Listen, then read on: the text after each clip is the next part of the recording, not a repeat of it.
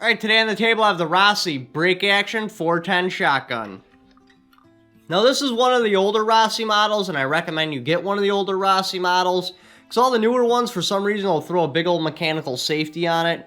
Just looks terrible. This does have a transfer bar system, so if you're not holding the trigger and the hammer goes forward, here, I'll let go of the trigger, the transfer bar will move out of the way. So even if you were to hit this hammer with like another hammer, you couldn't set the firearm off. So I feel there's no need to even have a safety on this style of system, because you just walk around with the hammer down, see something, cock the hammer, go into action. Looking at a 28-inch barrel.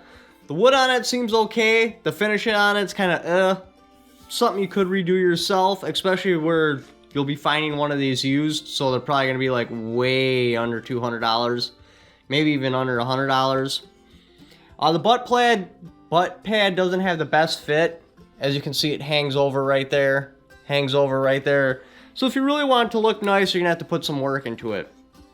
Pretty nice sling swivel studs.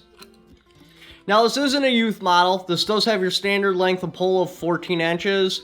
A kid could probably use it anyways, but it'd be a little bit long for him. This is a 3-inch chamber. Would I recommend buying this if you just happen to be in a gun shop and you're like, oh, what is that? And then look up my video? Oh yeah. It looks really nice. It's put together very well.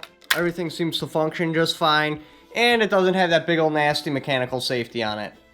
But thank you for watching. Don't forget to subscribe. Leave in the comments below if you've ever owned one of these shotguns and what you think of it.